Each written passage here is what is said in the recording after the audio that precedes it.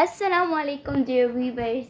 आज की वीडियो में हम आंसर देंगे इस क्वेश्चन का या इस कंफ्यूजन का कि जो मून है उसके डिफरेंट फेसेस क्यों होते हैं। यानी कभी हमें मून दिखाई नहीं देता, कभी बहुत छोटा होता है, कभी हाफ मून होता है, कभी हाफ से ज़्यादा होता है, कभी फुल मून हो जाता है। तो ऐसा क्यों होता है? सो फ्रेंड्स, कंफ्यूज होने की कोई ज़रूरत नहीं है। आज हम इसी क्वेश्चन को आंसर करेंगे। ठीक है दोस्तों, चलिए फ्रेंड्स, हम बिना देर किए अपनी आज की वीडियो को स्टार्ट करते हैं। फ्रेंड्स, अब सबसे पहले हम ये जान लेते हैं कि जो मून है वो हमें रात के चमकती हुई नज़र दिखाई देती है। हमें यूँ लगता है कि जैसे मून हमें लाइट दे रही है, लेकिन क्या मून के पास अपनी लाइट है या नहीं? सो द आंसर इज़ कि मून के पास अपनी कोई लाइट नहीं होती।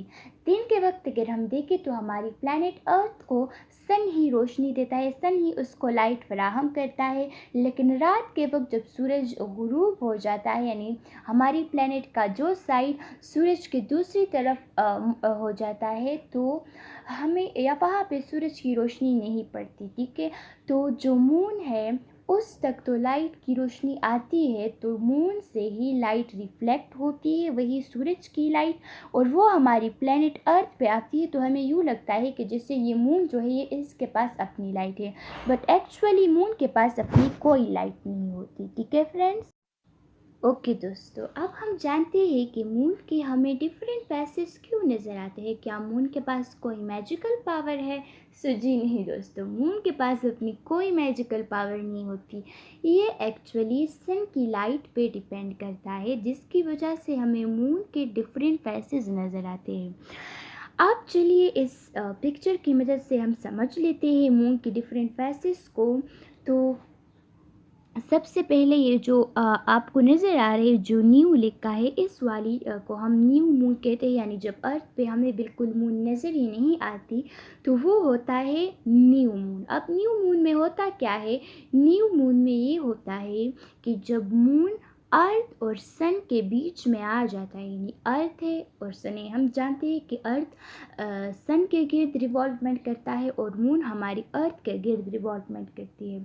तो जब मून अर्थ और सन के बीच में आ जाता है तो सूरज की जो रोशनी होती है वो मून के हाफ सरफेस पे पड़ती है, और उस सरफेस पे पड़ती है जो सूरज के करीब, यानी सूरज की तरफ जो होती है।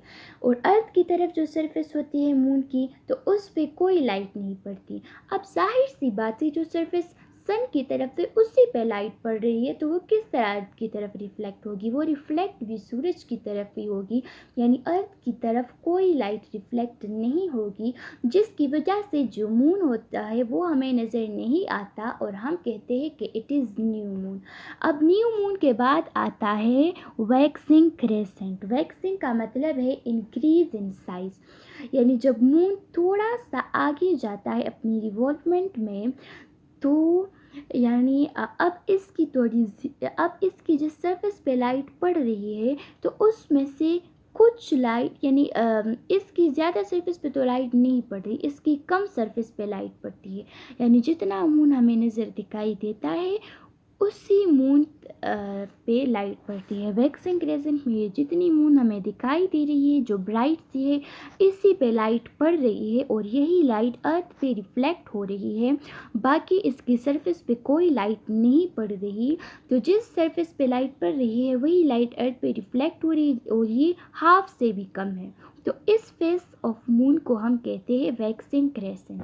अब वैक्सिंग क्रेसेंट के बाद जब मून अपनी रिवॉल्वमेंट में थोड़ा सा और आगे बढ़ता है, तो मून के हाफ सरफेस पे लाइट पड़ती है। मून की हाफ सरफेस पे लाइट पड़ती है, और जाहिर सी बात है कि ये अर्थ के करीब ही है, तो सारी की सारी लाइट अर्थ पे ही रिफ्लेक्ट होती है। और चूँकि हाफ सरफेस पे लाइट पड़ रही है, तो इसीलिए हमें आधी मून दिखाई देती है। अब इसके बाद जब मून मज़ीद आगे जाता है अपनी रिवॉल्वमेंट में, तो फिर आधे से ज़्यादा मून पे लाइट पड़ती है और इस फेस को हम कहते हैं वैक्सिंग गिब्स। इसके बाद जब मून मज़ीद आगे जाता है तो पूरे के पूरे मून यानी जितना भी मून है उस पर सनलाइट पड़ती है और वो सारी लाइट हमारी अर्थ पे रिफ्लेक्ट होती है और इसे हम कहते हैं फुल मून। अब मून की रिवॉल्वमेंट यहाँ पे कंप्लीट नहीं हो जाती दोस्तों, मून आगे मज़ीद भी बढ़ती है। अब आप कहेंगे कि ये तो फुल मून तक आ गए हैं, अब क्या होगा। अब ये जो साइकिल हमने पढ़ लिया, यानी पहले छोटी थी, फिर उससे बड़ी हो गई मून, फिर उससे बड़ी, फिर फुल मून हो गई, अब ये सारा का सारा रिवर्स होगा।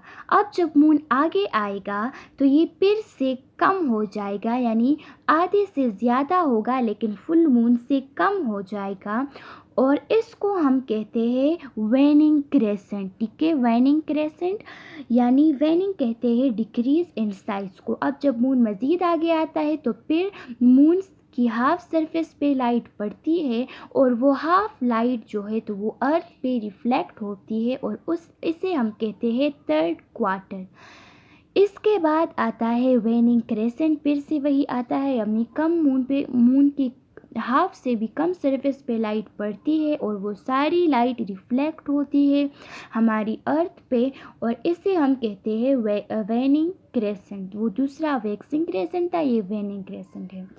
अब आगे जाके दोबारा से न्यू मून होगा, यानी फिर से जो मून है वो अर्थ और सन के बीच में आ जाएगा और इस पे लाइट पड़ेगी भी तो वो सन की तरफ रिफ्लेक्ट होगी। ठीक है, और फिर से यही सारा साइकिल होगा, waxing crescent, first quarter, waxing Gibbs, full moon, वेनिंग Gibbs, third quarter, वेनिंग crescent and फिर से न्यू मून। सो फ्रेंड्स, ये थी हमारी आज की वीडियो जिसमें हमने जान लिया फेसेस ऑफ मून के बारे में। चलिए मिलते हैं नेक्स्ट वीडियो में, तब तक आप अपना ख्याल रखिए। वस्सलाम।